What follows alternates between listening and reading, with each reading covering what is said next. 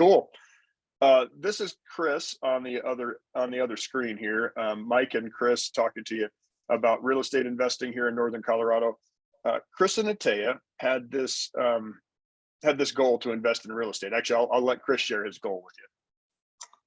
Hey, Mike, it's nice to be here, buddy. Thanks, Chris, for being here, man. Yeah, so we both have our primary, gigs that we do, both of us, and this was kind of a side thing that we've been thinking about for just years and years and years. So, in general, we wanted to do something in real estate and get some money working on the side, and but it does take quite a bit of cash up front to get going, and we didn't want to, just for risk management and just spread the load too. And we had some other interested parties. We decided to make a real estate group, a real estate investment group, and it's called a RELP, which is a real estate limited partnership. So you can spread the load, and through with your help, we kind of figured out an amount we'd need, and that's kind of how we helped to figure out the size of our group and raised the cash funds to get going so that we could make some money in real estate on the side.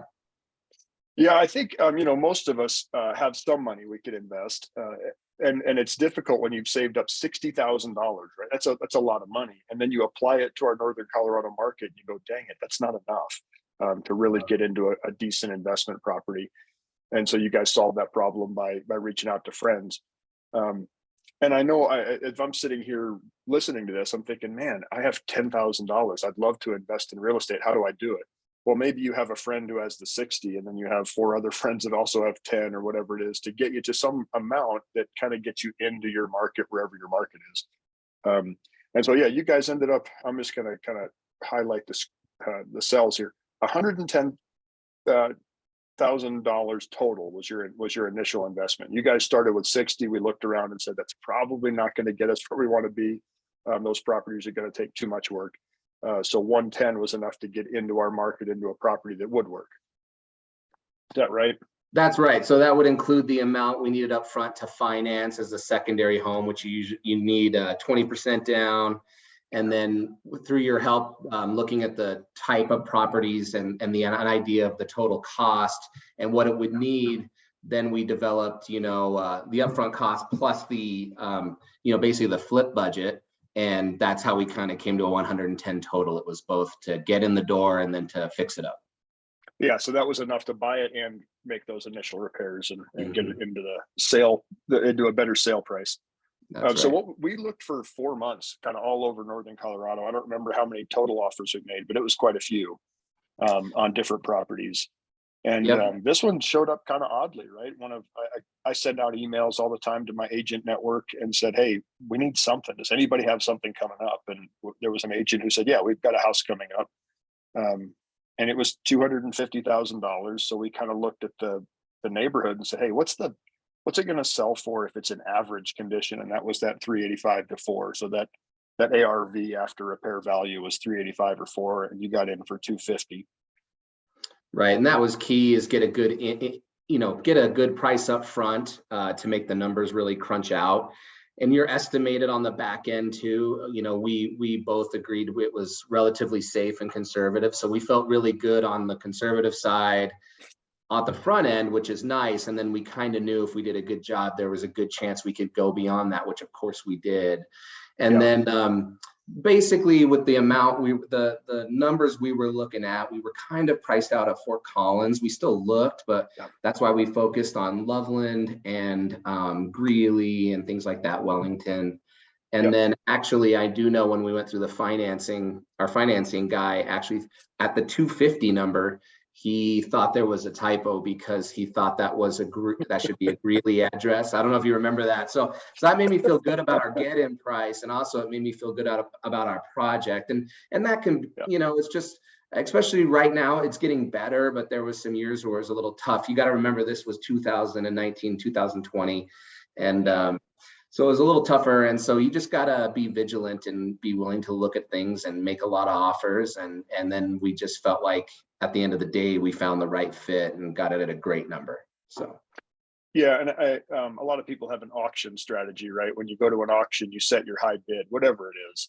and you bid up to your high amount and you walk away. And I think that's important when you're looking for an investment property is you set your financial parameters, and when the houses don't fit, you don't keep moving your finances. You keep looking for another property to make it fit. Right. So then you guys improved this section right here, improved the property. So you had $55,000 of your cash into the deal. So half of it went in, and you were able to spend $60,000 on improvements because you did another cool thing. You guys didn't have carrying costs because you had refugee renters in there, as you called them. Yeah, well, that's what it was. And one of the, so my buddy, Derek, who is in the real estate group, so he had some skin in the game. He's a single guy, you know, and he owns his own business. So he was doing own HVAC company. So he was doing a lot of the work, you know, and so it just made a lot of sense. And because of his situation, it was relatively easy. So that was something that might be a little unusual, but for us, it was really awesome that we could get someone in there, you know, make a little money on it while we're flipping it, which is a little unusual. So our you know, to get, if you want to flip, you obviously want to carry your loan for as short a time as possible, but you also need to hold it for at least a year to get some tax benefits. So there's kind of this sweet spot, and having him in there, you know, it took some of the pressure off of selling it right at the 12-month mark, basically. And so we ended up, I think at the end of the day, it was almost more like a year and a half between purchasing and selling again, and that was a big help. And that's what we called him, was he's kind of living like a refugee, you know what I mean? Because you have to have folks that are willing to put up with, you know, it's kind of a mess, you know. So. Yeah, you're living in a house that's getting a full remodel. That's not a super easy way to live. And you're right on that timeline. I looked up your purchase and sale dates, and they're 15 and a half months apart. So 15 months apart. Yep. Yeah, so those are awesome. You know, you think about, how do I do this? And everybody's going to do it different. Every property's different. And this is how it worked for you guys. And it worked out great that you used all your tools. Him living there was one of those great tools. And so the next step was to sell this thing, right? Let's generate as much income to put into the next investment. So that's step 3, generate income for next investment. You were able to beat that initial price of 385 to 400. And I'll talk about that a little bit. You guys, you had a scope that was probably this big. You wanted to touch the entire house. You wanted to touch exterior, yard, basement, all of it. And your scope shrunk to about here. But the quality of your scope went up, right? So you guys put a lot of extra quality in the spaces of a house that matter the most. And so I think about, as a buyer, when I would walk into that house, you open the front door and you're in this entryway that had a lot of attention to detail. It had a nice set of cubbies in it. It was wide open. It wasn't tight. When you stepped off of the entryway platform into the living room, you couldn't just see, you saw not only the fireplace that was over there that was beautiful, you saw that whole kitchen. And that kitchen was like, you guys put a lot of time and effort and money into that kitchen, moved walls. It was sparkly when you were done. And so as a buyer, you walk in, you think, wow, this is valuable. This is nice. I feel cared for instantly by this entryway. And wow, the important part of the house over there is beautiful. And then on that main level is also the primary bedroom. So you walk to the primary, and you've got a primary bathroom that is top notch. It's like you would find in the nicest houses. And then the primary bedroom was also nice. So as soon as a buyer walks in, the value's there instantly. So you guys spend a lot of time and extra money on those spaces. So then when you go upstairs to the secondary bedrooms and secondary bathroom, they weren't skimped on, but they sure weren't top of the market, but they looked great. And so it was fine that the basement was still unfinished and that the yard didn't have a ton of finish in it, because you put it where it mattered. Right. We ended up not finishing the basement, but still got a number that was way above our estimate, which included a basement finish. We kind of ran out of steam a little bit. And then based on talking to you, we thought we had it to where it would just do really well. And so, you know, the old cliche kitchen and master bathroom, and we nailed those. And then also it was a unique, you know, older house. And so on the main level with the master bedroom, there was only one bathroom. So it was just a little odd. So that's why we had to just change the configuration a little bit. We added a powder room for like the main living space, and then really went on the master bathroom. So it was an ensuite, you know. was private then. And then, and so, right. yeah, those things took up a lot of our time and money. And so we still touched every surface in that house outside of finishing the basement. But it's just that we kind of did a more deep dive in those bigger elements. Yeah. Yeah. And so, but we had priced this out as a 4-bedroom to get to that 450 mark, and it sold Right. as a 3-bedroom at the 450 mark because you guys did such a good job in those main areas. And even the basement that you didn't refinish, you still touched every space because you had to clean that whole thing We out. still cleaned it out because it was kind of a mess, obviously. So we cleaned it out and spruced it up, and it was just basically, we turned it into a nice blank canvas instead of a pit, you know. So Right. yeah. Yeah. Good description. And so that worked, $110,000 of income. So 100% return on 15 months of work. Yep. We doubled our money. Doubled the money. Well done there. And then step 4 was to, hey, let's deploy this capital into the next investment, right? Let's get the next one. Then 2022 happened, right? Values went through the roof. Competition was everywhere. Things that used to pencil out and make good sense, man, they just didn't anymore. The price was so high, it was difficult to buy anything that cash flowed. We made an offer on a dental office. You and I both committed some money to a baseball idea. We were looking at Airbnbs in Nashville, Airbnbs in Estes, semi-storage out in Greeley. We looked at anything that would be real estate that would generate income. And man, they all just, none of them really met the standard. Yeah. And one thing I'll add is that where we really appreciate your hard work and your value added to the process is just helping us analyze things. And, you know, so at the end of the day, we just constantly were looking at new things. And literally initially we kind of had this little niche idea where we wanted to go, but at the end of the day, we just like, let's just find anything that makes sense in a real estate investment sense.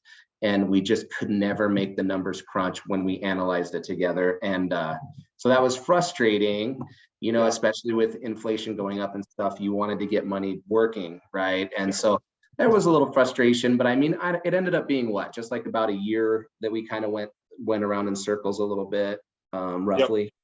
Yeah, it ended up a total of 14 months from sale to purchase. Right there. Yep, 14 months. Yep. And so I appreciate you saying that. So I'm kind of rigid with my spreadsheet, the way I analyze properties. And it's been helpful to me because when you do the same thing over and over and over and over, you can find ways to stretch out of your, like the spreadsheet might tell you this is a no, and you might still decide it's a yes. But you're using the same thing to analyze every property. And when you do that, then you know you're making a decision to stretch for a specific reason. It's not like your assessment has skewed. Your assessment's always the same, and then you can make whatever choices you want about your assessment. And so yeah, that spreadsheet's been around for 20 years. Same sheet, same numbers go in, same numbers come out. It allows you to use your judgment at the end of the day. You feel like you're looking at apples to apples, and then you can make, you know, use your experience and your wisdom, if we have any, to make a good decision for yourself. So yeah. Yep. Was that comment directed at my old man beard right there? He paid me long ago to put that in there. No. So it's good. We've had a very good working relationship, and it's worked for us. I mean, the proof is in the pudding. So we feel good about it. Yeah. Yeah. So I think after just digging through the market for 14 months, that's quite a time, right, to look at everything available. You guys as a group, probably you and Nataeah as the leaders, said, you know what, we're not going to get something that's going to have the ability to buy it and then improve it and then make money again in this market because the prices are so high. So the goal was to then, let's get a high appreciating, high value property that covers its own expenses. And so when we changed from when we changed our scope of what we're willing to accept, you found a good one. Well, here's a good analogy that we used, you know, is that the first project we hit a home run, you know, and big picture, you want to hit a home run every time. And so that's what we were looking for. But at the end of the day, we were like, okay, let's see if we can hit a solid single or a double. You know what I mean? Right. And I do feel like we ended up doing better than that, but that's kind of where we were kind of forced to go, you know, so, but Yeah, I And then think it you ended and I up said working. you'll still get into the Hall of Fame if you hit singles every time. Yeah, So exactly. nothing wrong with that. And so So, this is what you guys did, right? That house that you guys purchased, 775. It was listed for 775 in June. Oops, I just covered over my numbers there. 775 in June. It sold for 643 in November. That's how drastic our market was moving in different spaces. Now, these sellers might have been in a spot where they just had to sell. If they weren't, I would have said, "Hey, why don't you guys just rent your own house and don't sell it right now?" right, But right. they chose to sell it, and so we took advantage of their desire to sell, and so bought it for 643. Um, they gave a $12,000 concession that covered your loan costs and a small sewer line repair. Hmm. During that 14 months, you and Nataeah decided to add a little bit more into your real estate limited partnership. A little more, $100,000 is not Hmm. little; it's a lot of money. Yeah. So you increased your investment and said, "Hey, we're gonna double down. We made a lot of money. We've got a good chunk to invest. We're going to invest more, and we're going to get into this high value space of rental properties, one that's going to appreciate long term." And so you ended up with $300,000 of cash and a $343,000 loan to buy that dude. Yeah, I mean, so at the end of the day, we obviously were looking at a different realm of property now, and Yeah, me personally, just being from the area, to have a Fort Collins address is super valuable. And then I call it the golden triangle, City Park, CSU, and downtown. And if you can yeah, get something in that region, you feel like at the end, no matter what happens, you're probably going to be okay. So in order to yeah, make the numbers crunching from our analysis to bring back that value that we were talking about, the cost had to come down, and they softened, and it came down, more, what is that? I mean, almost 150 grand, a little less than that. yeah. And so that number had to come down. Plus we had to come in with like 50% down. We had to finance to get to that cost. And then in order to make the numbers crunch at that point, we needed 50% down. So that's another reason we decided we wanted to anyways, with the way of the world, we wanted to get some more cash out of, we wanted to get it earning money. And so we Right, had some cash we wanted to move, plus we needed to make these numbers crunch. And so right. we threw that number in there. And again, we feel like it's just an awesome property, an awesome location. And so we kind of did what we had to do to make it work. And we feel just really good about it, Yeah, yeah. You guys now own an investment in one of the most valuable spaces in our region. Yeah. And that's worth stretching for, to go get this investment. And so it's like, I think of an IRA or a 401k or anything that we're putting money into every month as our retirement savings. Well, this is an investment, and so Hmm. if you have to add into it later, you're still comfortable with that because it's going to continue appreciating. um, Absolutely. I know that I'm just going to go to the bottom here. So with appreciation and mortgage reduction, it's a 12.5 return on cash. And so Chris kind of gives me a hard time because I'm pretty conservative in my numbers. And that 12.5% return is based on probably the market appreciating either at 3 or 5% a year. And I don't remember which number I used in there, Hmm. but it's a low percent of return. This last year, so 2023 that we just finished with, I'm sorry, 2022 that we just finished with, Hmm. um, the appreciation here in Northern Colorado was 10.5%. And so I'm at half of the appreciation.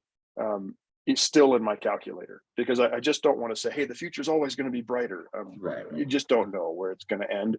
And so I do that lower number, and even at that lower number, you're going to get a 12.5% cash return. Right. Even being conservative, Yeah, anyone would take a 12.5% annual return on their money. I mean, yeah, that's what we would call pretty solid. yeah. And then also you were a little conservative on the estimated rent, right? That's We right. kind of started kicking around numbers at about 2,500 a month, and we're Yeah, already seeing value of that golden triangle, I call it, because yeah, put I we put it on the market and I had it rented in a 1 week. You know what I mean? And this is kind of an off season for like CSU so renters, right? And I had a bunch it's of when we kids. get the least to rent. The least Yeah, amount of rent is right exactly. It's now. kind of the off season, and we had just no problem whatsoever. In fact, we Yeah, found great people. We were able to be a little picky, and and I threw the number 3,000 on it just because I figured we could always work the back, and it got snatched up in 1 week at 3,000. So I mean, again, we feel positive because we were looking at the end of the day, we would have felt comfortable with this project as a net zero hold, essentially, right? At the end of the day, we're breaking even. We would have felt, because we have been waiting for a year, we figured that would be a win. And then we're looking for the payoff in the long term, that 12.5% over 5-10 years, whatever. Right. But because the rent we got was so great, we're actually going to do a little better, So again, it's another point where we're being a little conservative on our estimates and we're able to beat it. And that's what you want to do. I always do that in my own business as well, like under promise and over deliver. That's what we've been able to do consistently. And I know you won't do that 100% of the time, but I mean, if you can do it more often than not, you're going to be in good shape. Agreed. Yeah, and I'm super happy that that rent is $3,000 a month, and the PITI, principal, interest, taxes, and insurance, is $2,730. So you are making $270 a month currently. And by the way, that's at that high interest rate that we're going to refi, as soon as it makes sense, right? And even make those numbers a little better. So. And I think that's the encouragement that I want to put out to other people. If you guys are watching this and you're looking for encouragement somewhere, this is at 7.25% financing on an investment property, right? That's some of the highest interest that any of us have seen in our real estate investment lifetimes. These rates have been that high in the past, but for most of us, as we generated income and we're in the phase of life where we can invest, this is the highest number we've seen. For some of us, it's double the highest number we've seen. And so even at that oppressive interest rate that we've all been handed, you can still make deals work if, right? If you do your due diligence, if you do your homework, if you calculate your risk and then you're willing to take it, you can still find properties that will work for you and will be something that your kids 10, 20 years from now benefit from tremendously. Absolutely. One of the other factors that helps these guys do this, this one's local to them, right? So we're in the same market. So we live and bought in the same market. And Chris has a lot of skills. So he's able to self-manage it. Like you said, he put the property up himself instead of hiring a property manager. And he's able to make basic repairs. So if something happens over there, he can go make the basic repairs himself. And so that's a big benefit that they have in their investment circle, is the ability to absorb some of that.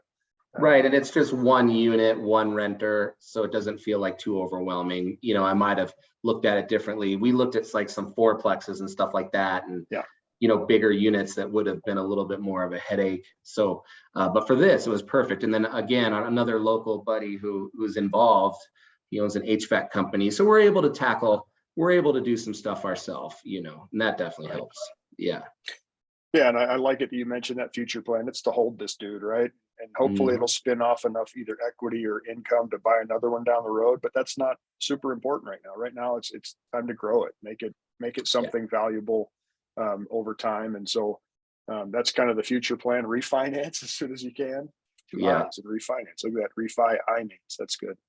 And then I put those notes down that you've beat my estimates each time. And I'm sure you can't guarantee that, but it's good. You're right. You want to, like I said, you want more hits than misses for sure. So it's good to note the wins. They are. And so that recap right there, everybody, that's these guys, Chris and Nataeah, turned their $60,000 of cash into a $643,000 cash flowing investment property in prime time, Old Town Fort Collins. And they pulled that off in 3 years. It wasn't easy. It's a lot of work that they put into it. But they set a goal. They said, hey, this is what we want. And now they're sitting here 3 years later, and it's one goal they could check off on their list while they're moving on to other things. So, right, exactly. It gives you flexibility because, obviously we'll probably always be involved in some form or fashion in real estate investing. So either we hold this and then snowball it into a even different stratosphere of investment properties, or we pull cash out of this and just do concurrent projects and keep this for a long-term hold and sell it down the line and get concurrent properties going using some of the equity or something. So there's a lot of, now we can be flexible, and now we can be a little more picky. And now that we kind of did the hard work on the front end, it's bought us a little freedom on how we Yeah. can make these work for us, right? So yeah, we Well, feel I good. think yeah, and one of the other benefits, and I probably should have brought this up at the beginning with your real estate limited partnership, is there's 5 other people. Those 5 other people are now benefiting from this return as well. And not only that, as the future unfolds, that's 5 other people's eyes on the market who might bump into an investment property in their local market where you can invest with them, or they can say, hey, I want you to buy me out of this investment so I can go do another one over here. And so now there's 6 different people in this group, you and the other 5, that all Mhm. have their eyes on other investments. So you guys can now grow disproportionately, and you trust each other, and you can find deals in different markets if you need to now. So you Well, and guys have yeah, given yourselves a lot of benefits. we found in our circles, once you talk about this, or then you have even more interested parties, like that Yeah. we hadn't even talked to about real estate before, and they're like, oh man, I would love to do something like that, let me know if there's an opportunity. And even you still have been sending us properties just because we like to keep an eye on it, but even though we're not technically like right now actively looking, but you found something in Greeley that kind of made sense. And we have that HVAC company I keep talking about with Derek, it's over in Greeley. So That's right.